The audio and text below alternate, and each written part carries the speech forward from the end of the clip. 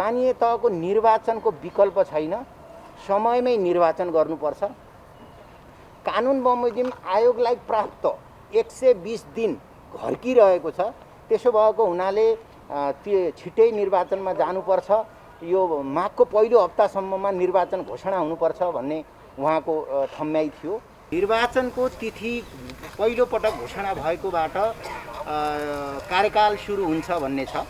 त्यसो भए भन्नाले आयोगको बुझाइमा अब यसमा तपाईँले भने जस्तै अब कतै केही कसैको आफ्नो ढङ्गको व्याख्या हुनसक्छ, तर आयोगको व्याख्यामा जहाँ आज राजनीतिक दलहरू पनि लगभग सहमत हुनुहुन्थ्यो, त्यसमा चाहिँ निर्वाचनको तिथि घोषणा भएको पहिलो दिन अर्थात् वैशाख 31बाट 7 दिनपछि त्यही लेखिएको छ। राष्ट्रिय सभाको निर्वाचन 12 गते गर्नुपर्छ, मतदान गर्नुपर्छ। त्यसका लागि सम्भव भयो भने मतदान स्थल र मतदान केन्द्र बढाउँ भन्ने सुझाव राखेको छु। किनभने जम्मा जम्मी अहिले 7वटा प्रदेशमा 8वटा मतदान स्थानमा 14वटा मतदान केन्द्र राखेको छ। यानि कि 7वटा प्रदेशमा एकै ठाउँमा मतदान केन्द्रहरू छन्।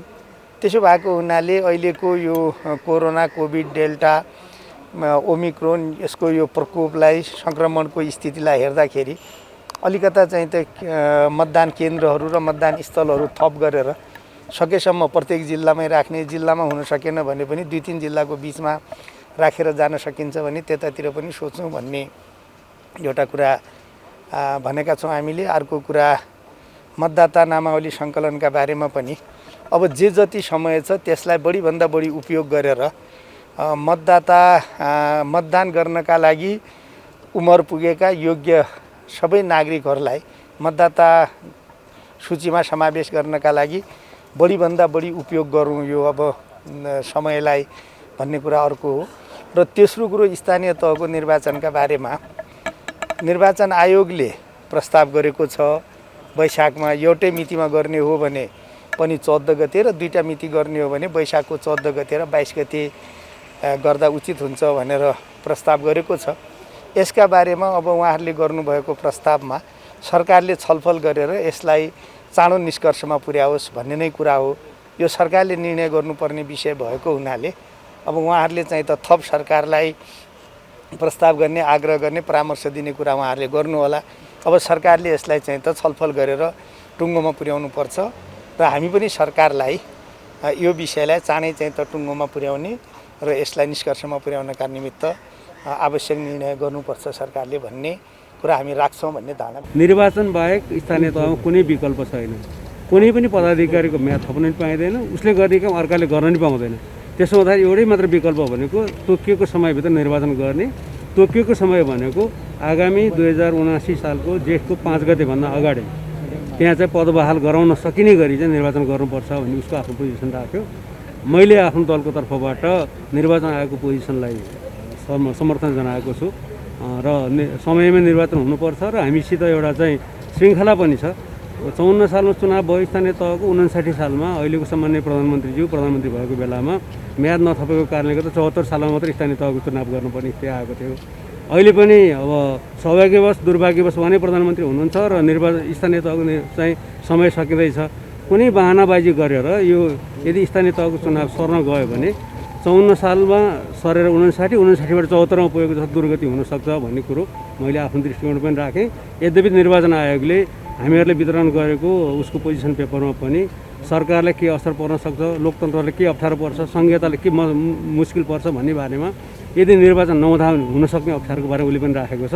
त्यो चाहिँ हामीले समर्थन गरेका छौँ र निर्वाचन आयोगले के भनेका छौँ भने तपाईँले यही विषय सबै दलहरूको आग्रहको सहित यहाँ कुनै दुविधा नराखिकन कसैले संविधानको धारा 225लाई टेकेर चाहिँ पछि निर्वाचन गर्दा हुन्छ, 6 महिनापछि गर्दा हुन्छ नि भनेको सुनेका छौँ हामीले।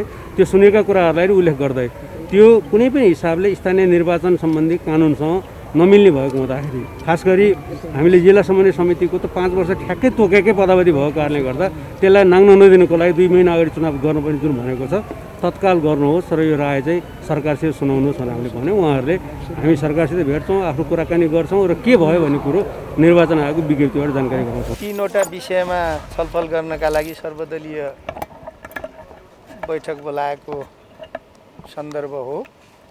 पहिलो कुरा अब यही माघको 12 गते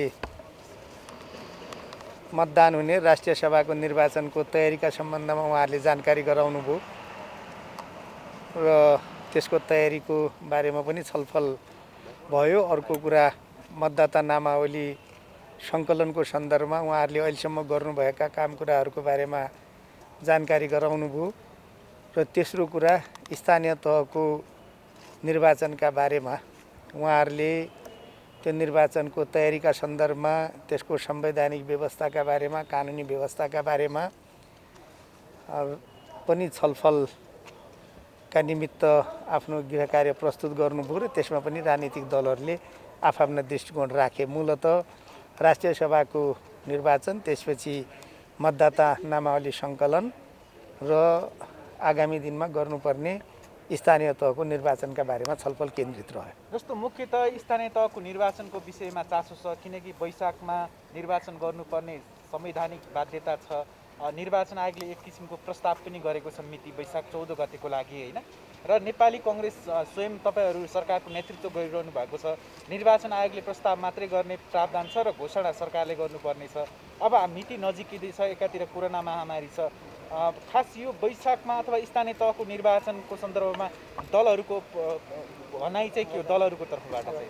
अब मूलतः मैले तीनवटैको विषयमा विचार राख्दा राष्ट्रिय सभाको निर्वाचन 12 गते गर्नुपर्छ, मतदान गर्नुपर्छ। त्यसका लागि सम्भव भयो भने मतदान स्थल र मतदान केन्द्र बढाउँ भन्ने सुझाव राखेको छु। किनभने जम्मा जम्मी अहिले 7वटा प्रदेशमा 8वटा मतदान स्थानमा 14वटा मतदान केन्द्र राखेको छ। यानि कि 7वटा प्रदेशमा एकै ठाउँमा मतदान केन्द्रहरू छन्। त्यसो भएको हुनाले अहिलेको यो कोरोना, कोभिड, डेल्टा, ओमिक्रोन यसको यो प्रकोपलाई, सङ्क्रमणको स्थितिलाई हेर्दाखेरि अलिकता चाहिँ त मतदान केन्द्रहरू र मतदान स्थलहरू थप गरेर सकेसम्म प्रत्येक जिल्लामै राख्ने, जिल्लामा हुन सकेन भने पनि 2-3 जिल्लाको बिचमा राखेर जान सकिन्छ भने त्यतातिर पनि सोचौँ भन्ने एउटा कुरा भनेका छौँ हामीले। अर्को कुरा मतदाता नामावली सङ्कलनका बारेमा पनि अब जे जति समय छ त्यसलाई बढीभन्दा बढी उपयोग गरेर मतदान गर्नका लागि उमेर पुगेका योग्य सबै नागरिकहरूलाई मतदाता सूचीमा समावेश गर्नका लागि बढीभन्दा बढी उपयोग गरौँ यो अब समयलाई भन्ने कुरा अर्को हो। र तेस्रो कुरो स्थानीय तहको निर्वाचनका बारेमा निर्वाचन आयोगले प्रस्ताव गरेको छ वैशाखमा एउटै मितिमा गर्ने हो भने पनि 14 गते र 2टा मिति गर्ने हो भने वैशाखको 14 गते र 22 गते गर्दा उचित हुन्छ भनेर प्रस्ताव गरेको छ। यसका बारेमा अब उहाँहरूले गर्नुभएको प्रस्तावमा सरकारले छलफल गरेर यसलाई चाँडो निष्कर्षमा पुर्याओस् भन्ने नै कुरा हो। यो सरकारले निर्णय गर्नुपर्ने विषय भएको हुनाले अब उहाँहरूले चाहिँ त थप सरकारलाई प्रस्ताव गर्ने, आग्रह गर्ने, परामर्श दिने कुरा उहाँहरूले गर्नुहोला। अब सरकारले यसलाई चाहिँ त छलफल गरेर टुङ्गोमा पुर्याउनु पर्छ र हामी पनि सरकारलाई यो विषयलाई चाँडै चाहिँ त टुङ्गोमा पुर्याउने र यसलाई निष्कर्षमा पुर्याउनका निमित्त आवश्यक निर्णय गर्नुपर्छ सरकारले भन्ने कुरा हामी राख्छौँ भन्ने धारणा व्यक्त गरेको दलहरूको वैशाखमै गर्नुपर्छ। यो संवैधानिक र कानुनी विषयको छलफल भन्नुभयो। संविधान र कानुन बाँधिन्छ, त्यो यो स्थानीय निर्वाचन ऐन 2073 को दफा 3 र संविधानको धारा 225 चाहिँ परस्पर बाँधिएको छ। यो स्थितिमा हजुरलाई पनि जानकारी छ यो विषय, यसका विषयमा छलफल भयो कि भने तपाईँले संवैधानिक र कानुनी व्यवस्था यस्तो छ है, यसमा कसरी जाने भन्ने विषय जानकारी गराउनु भयो कि गराउनु भएन? होइन, उहाँहरूले बहुत राम्रो गृह कार्य गर्नुभएको छ। सबै कुरामा राम्रोसँग गृह कार्य गरेर प्रस्तुत गर्नुभयो। संविधानको व्यवस्था के छ, कानुनको व्यवस्था के छ भनेर आयोगले राम्रोसँग आफ्नो दृष्टिकोण प्रस्तुत गरेको अवस्था छ र सरकारलाई पनि प्रस्ताव गरिसकेको अवस्था छ र त्यसमा चाहिँ त ठोस ढङ्गले अब यही तिथि मिति भनेर नगए पनि 2टा चाहिँ त मिति आयोगले भनेर अगाडि बढिराखेको अवस्था छ भने अब सरकारले यसका बारेमा निर्णय गर्नुपर्ने भए हुनाले सरकारले छलफल गरेर निर्णय गर्छ। हाम्रो दृष्टिकोण के हो भने यो बारेमा सरकारले चाँडै छलफल गरेर यो विषयलाई निष्कर्षमा पुर्याओस् भन्ने हाम्रो दृष्टिकोण छ। कति दल सहभागी हुनुहुन्थ्यो त्यहाँ? अहिले मलाई लाग्छ 17 दललाई बोलाएको, झन्डै 15 जना दलका प्रतिनिधि साथीहरूले नेताहरूले विचार राख्नुभयो। निर्वाचनमा जानलाई चाहिँ एउटा सोधिहाले निर्वाचनमा जानलाई चाहिँ कङ्ग्रेसलाई पनि गठबन्धन नभइकन नहुने जस्तो देखियो है? होइन, काङ्ग्रेस निर्वाचनका विपक्षमा हुने प्रश्नै उठ्दैन हामी लोकतन्त्रमा विश्वास गर्ने पार्टी हो। निर्वाचन भनेको लोकतन्त्रको प्राण हो।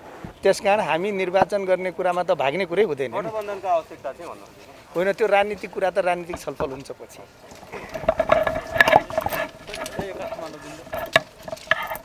निर्वाचन गरौँ भन्ने कुरालाई मान्ने हो भने 100 दिनभन्दा बढी बाँकी नरहेको कारणले गर्दा हामीलाई अप्ठ्यारो परिरहेको छ। हामी 100 दिनमै पनि गर्न तयार छौँ। सरकारले निर्णय गर्न बाँकी छ अझै भन्ने उसको धारणा गरायो। त्यसमा दुविधाहरू कुनै छन् कि छैनन् भन्ने सन्दर्भमा निर्वाचन आयोगले एउटा कुरा के राख्यो भने निर्वाचन बाहेक स्थानीय तहमा कुनै विकल्प छैन।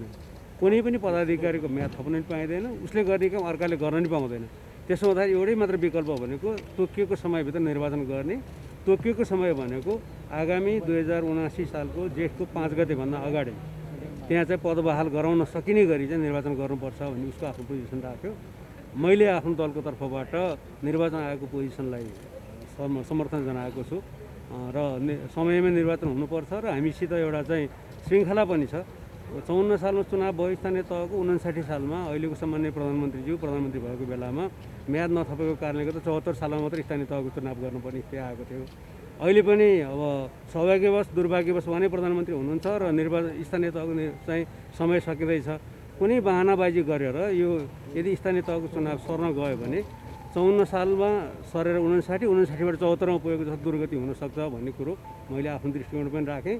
यद्यपि निर्वाचन आयोगले हामीहरूले वितरण गरेको उसको पोजिसन पेपरमा पनि सरकारलाई के असर पर्न सक्छ, लोकतन्त्रलाई के अप्ठ्यारो पर्छ, सङ्घीयताले के मुस्किल पर्छ भन्ने बारेमा यदि निर्वाचन नहुँदा हुनसक्ने अप्ठ्यारोको बारेमा उसले पनि राखेको छ।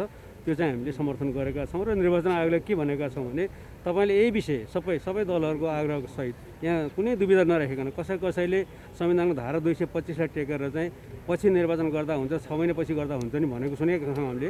त्यो सुनेका कुराहरूलाई उल्लेख गर्दै त्यो कुनै पनि हिसाबले स्थानीय निर्वाचन सम्बन्धी कानुनसँग नमिल्ने भएको हुँदाखेरि खास गरी हामीले जिल्ला समन्वय समितिको त 5 वर्ष ठ्याक्कै तोकेकै पदावधि भएको कारणले गर्दा त्यसलाई नाङ्न नदिनुको लागि 2 महिना अगाडि चुनाव गर्नुपर्ने जुन भनेको छ तत्काल गर्नुहोस् र यो राय चाहिँ सरकारसित सुनाउनुहोस् भनेर हामीले भन्यौँ। उहाँहरूले हामी सरकारसित भेट्छौँ, आफ्नो कुराकानी गर्छौँ र के भयो भन्ने कुरो निर्वाचन आयोगको विज्ञप्तिबाट जानकारी गराउँछौँ।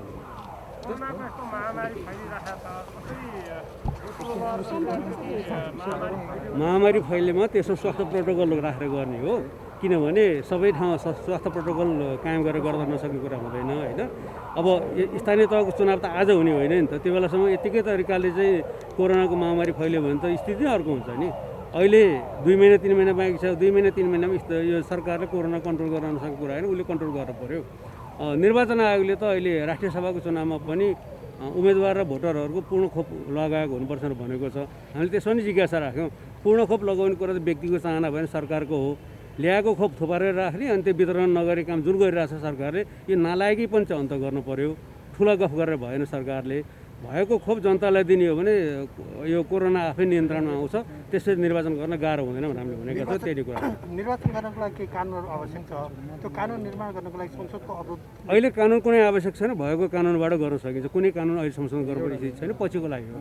निर्वाचन प्रक्रिया सुधार गर्न नयाँ कानुन बनाउने हो। त्यो त समयले नै भ्याउँदैन। अहिले जे कानुन छ भएका कानुनले चुनाव गर्नलाई केही नै रोक्दैन। जस्तो तपाईँहरू आशंका गरिरहनु भएको छ नि स्थानीय तहको निर्वाचन यो सरकारले गराउँदैन कि भन्ने किनभने 120 दिन निर्वाचनले आयोगले मागेको, वैशाख 14 गतेलाई उसले डेट तोकेको, त्योभन्दा अगाडि 120 दिन नागिसक्यो। सरकार चुपचाप बसेको छ। निर्वाचन आयोग आफै तातेर हामीलाई डाकिरहेको छ। यो स्थितिले हेर्दाखेरि आशंका बन्नु स्वाभाविक भयो नि। जस्तो तपाईँहरूले एकीकृत समाजवादीसँगको बैठकहरू बहिष्कार गर्दै आउनुभएको थियो। सर्वदलीय बैठकमा सहभागी हुनुभएको थिएन जस्तो प्रधानमन्त्रीज्यूले सभामुखज्यूले आह्वान गरेको। तर आज चाहिँ निर्वाचन आयोगले गरेको बैठक, हामी निर्वाचन आयोगको बैठकमा आयो, कुनै दलको बैठकमा आएको होइन। यति बुझ्नु पऱ्यो हामीले। निर्वाचन आयोगले कसलाई डाक्छ उसको कुरा भयो। हस् धन्यवाद। हाम्रो यो त छुट्टा एउटा लिइहालौँ है।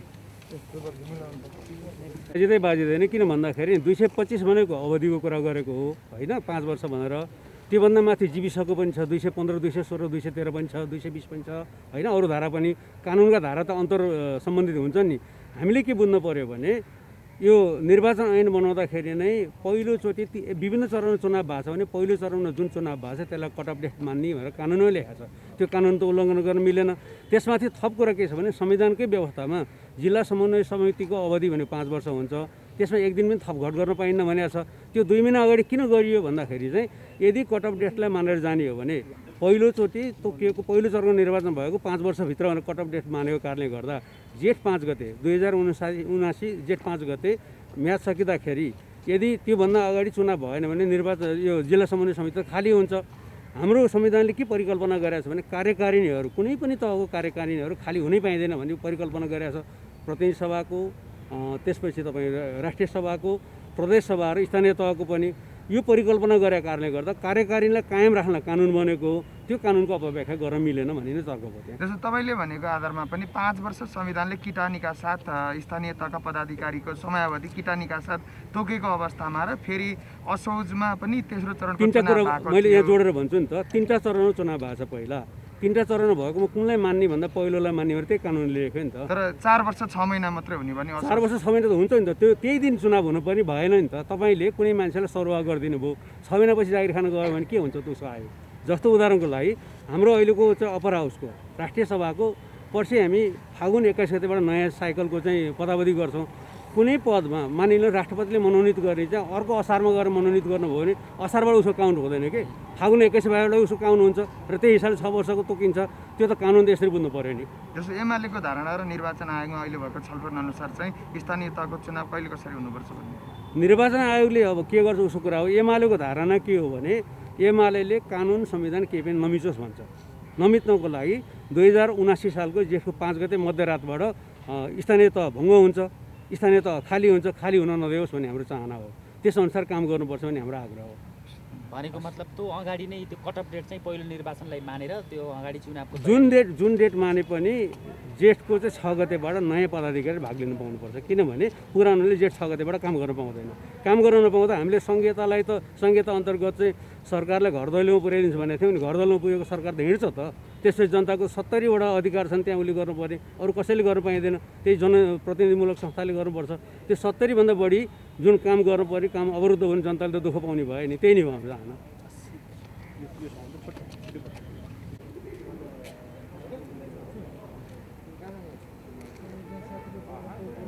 प्रस्तावहरू भयो होइन, दलहरूको कुरो के हो, तपाईँहरूको कुरो के हो? सबैलाई नमस्कार। आदरणीय सञ्चारकर्मी मित्रहरू, आजको राजनीतिक दलहरूसँगको आयोगको बैठक सम्पन्न भएको छ र यहाँहरूलाई थाहा छ आयोगले 3वटा एजेन्डा छलफलको लागि तय गरेको थियो। राष्ट्रिय सभाको निर्वाचन, मतदाता नामावली सङ्कलन र आसन्न स्थानीय तहको निर्वाचन। यो विषयमा राजनीतिक दल सँग छलफल भएको हो र यो छलफलको क्रममा आयोगको तर्फबाट एउटा प्रस्तुति थियो। त्यसमा मैले अघि यहाँहरूलाई उल्लेख गरेका 3वटा विषयमा आयोगको धारणा के हो, ऐन कानुनमा के व्यवस्था छ, संवैधानिक व्यवस्था के छन् भन्ने कुराहरू सम्पूर्ण कुराहरू समेटिएको थियो। राष्ट्रिय सभाको निर्वाचन 12 गते हुन गइरहेकोमा हालसम्म के काम गरियो भन्ने कुराहरू थियो र अब 12 गते मतदान हुँदैछ, त्यसमा स्वास्थ्य सावधानी अपनाएर मतदान गर्नुपर्छ भन्ने कुरा थियो। त्यस्तै मतदाता नामावली सङ्कलनमा विशेष मतदाता नामावली सङ्कलन विशेष कार्यक्रम यहाँहरूलाई थाहा छ 1 महिनाको विशेष कार्यक्रम सम्पन्न भइसकेको छ। त्यसमा 8,48,000 मतदाता नामावली सङ्कलन भएका छन् र यसमा सबै राजनीतिक दल, स्थानीय तह, मिडिया, सरकारवाला सबैको साथ र सहयोग आयोगलाई रहेकोमा आयोगले धन्यवाद ज्ञापन गर्यो। त्यस्तै स्थानीय तहको निर्वाचनका सम्बन्धमा पनि आयोगको प्रस्तुतिमा कार्यकालको बारेमा, संविधानमा भएको व्यवस्था, निर्वाचन सम्बन्धी ऐनमा भएको व्यवस्था, त्यसपछि कार्यकाल गणना हुने व्यवस्था, 5 वर्ष कार्यकालको गणना कहिलेदेखि हुन्छ भन्ने व्यवस्था, त्यस्तै स्थानीय तह रिक्त भएमा के खालको चाहिने अप्ठ्यारोहरू आउँछन् भन्ने कुराहरू बुँदागत रूपमा आयोगले प्रस्तुत गरेको थियो र त्यो आयोगको प्रस्तुतिमा राजनीतिक दलहरूले अत्यन्तै उत्साहजनक रूपमा र रचनात्मक ढङ्गबाट उहाँहरूले सुझावहरू प्रस्तुत गर्नुभएको छ। र यी सुझावहरू समेतका आधारमा आयोगले छिट्टै सरकारसँग स्थानीय तहको निर्वाचनको तिथिको सम्बन्धमा परामर्श दिनेछ। र अन्तमा प्रमुख निर्वाचन आयुक्तज्यूले 3वटा महत्त्वपूर्ण विषयहरू राख्नुभएको छ। स्थानीय तहको निर्वाचनको विकल्प छैन, समयमै निर्वाचन गर्नुपर्छ। कानुन बमोजिम आयोगलाई प्राप्त 120 दिन घर्किरहेको छ, त्यसो भएको हुनाले छिट्टै निर्वाचनमा जानुपर्छ।